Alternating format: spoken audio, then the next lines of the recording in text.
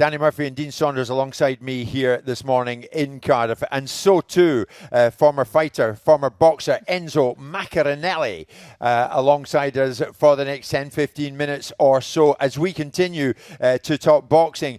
Enzo, you retired when you were about 36, 37?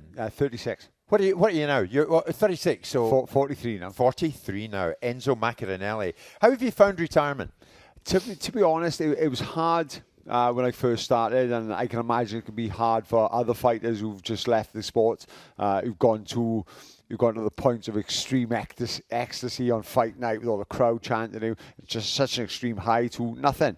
But the good thing with me was my dad always had a boxing gym, and I was always part of that gym. So now I've taken over that gym. So I'm living, I wouldn't say I live my life with these boys, but I'm living their life with them. Right. I watch these youngsters come through. And Did you ever think you would fight again?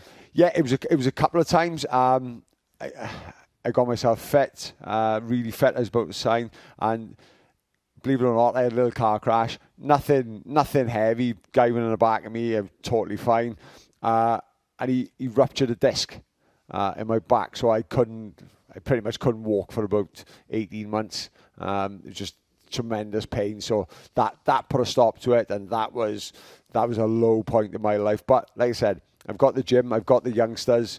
I got about 60 kids there. I got my own boys fighting as well. And what I found with boxing, you're much more than a coach. You're a counsellor, you're a friend, you're an uncle, you're a big brother. So it's a full-time job, which I don't get paid for. Do you know what? You fought till you're 36, and I'm not just saying it now, but you'll agree with me. He hasn't got one scar. His nose is straight. You ain't got a mark on your face. In fact, if you just said to me which one's the heavyweight boxer or the world champion, I'd say it was Danny Murphy.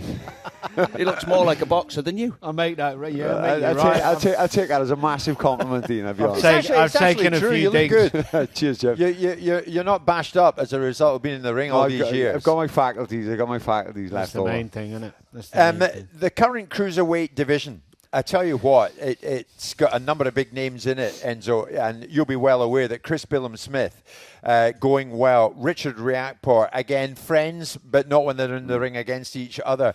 Jai Opetaia, we've seen with this guy. He's a destroy machine, isn't he?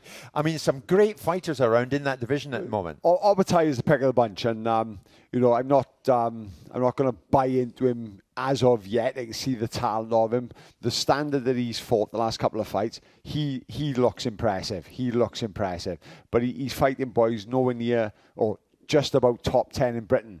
And he's number one in the world. Yeah. The last two fights. Yeah. But he's taking care of them like a number one in the world should. So he is a ridiculous talent, and I see him as the number one at the moment. But he's got a tough fight with Bradis next. He took the title off Bradis in the first place. He started fast. Bradis come into it later on.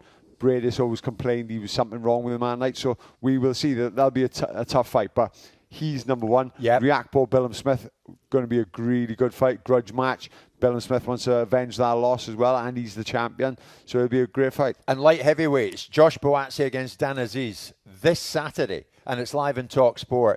Good pals, but not that night. Who wins it? This is a great fight. Dan Azeez have impressed me over the last couple of years. He's a throwback fighter. He models himself on a throwback fighter in Marvelous Marvin Hagler, one of the greats. But Joshua Buatsi has undoubted talent, and I think if I'm going to pick a winner... Oh, you're not sure? I really not. If I am going to pick a winner... Yeah. I'd have to go with Buatsi. I think his talent will tell over in the end, but I'm not 100% confident. It wouldn't surprise me if Dan Azeez comes on strong and wears him down, but we'll have to see. It's a great fight. Enzo, they are good pals. Did you ever fight a friend? No, not really a friend. I think when I won against Mark Hobson, we become friends, and then we had to fight again, and it was... I wouldn't say it was a strange feeling because he was in my way. It was sort of, he was in my way, he was blocking my way. So, right. We hadn't grown up together, but I did class him as a friend, I did class him as a good pal. We talked on the phone, but when we had to rematch again, he was in my way. So, yeah, I was one of them. I had no nothing else but tunnel focus. I wanted you just think win. Azeez two think when they play darts before we go today.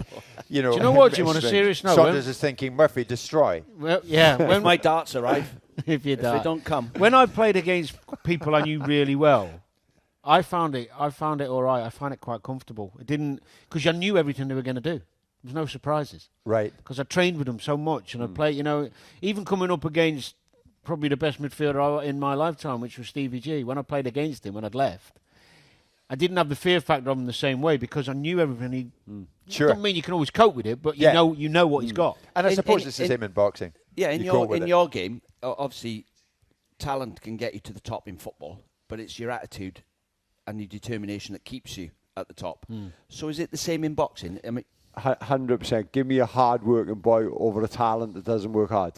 100%. You know, we talk about Mayweather. Yeah, but if the hard worker hasn't got talent, even the one who doesn't work that hard, if he's got more talent, it can deal with that. 100%. But to a certain extent, these 12-round fights, if you've got a talented boy who doesn't put the roads in, it doesn't put the miles in the road, doesn't put the rounds in the bag, doesn't do the rounds in the sparring, going to get found out. Come 8, 9, 10, you've got this.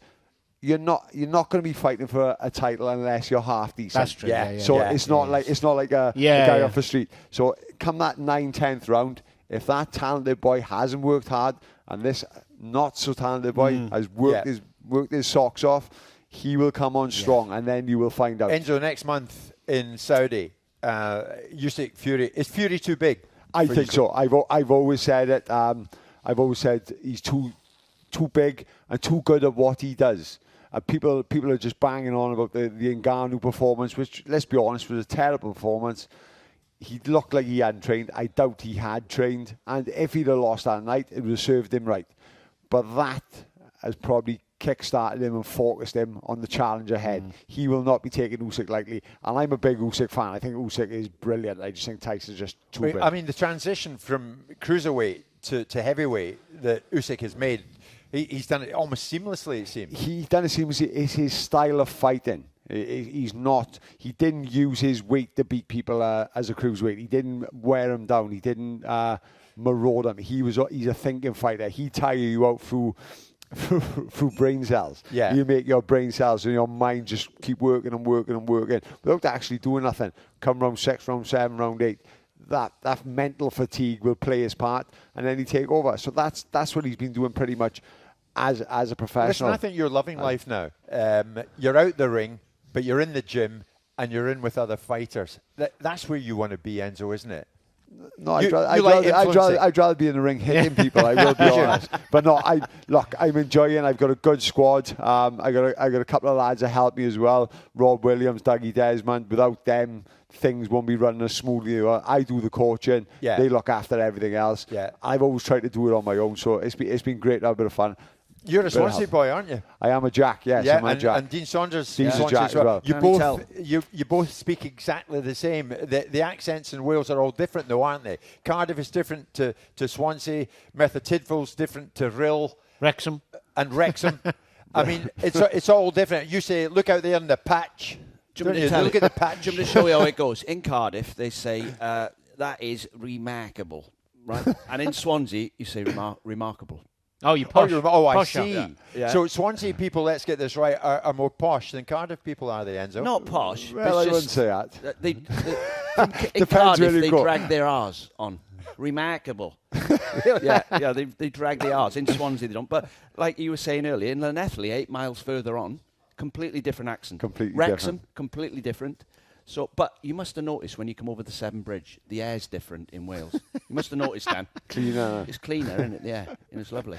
It is lovely. I didn't notice, mate, to be honest. It's a great city, Cardiff. We're delighted to be here. Enzo, it's so good seeing you, mate. It's Cheers, been Jim. too long, and I'm glad you're doing well. Cheers, Jim. And keep it going in the gym, because you'll be a great teacher. You were a great fighter, but I'm sure you're going great guns. Just still on the subject of boxing, Simon's big pal Eddie Hearn will be live on Drive later on today. So we'll hear from Eddie Hearn on probably All Matters AJ and a whole bunch of things as well. Enzo Maccarinelli with us here in the Principality, and we are live in Cardiff.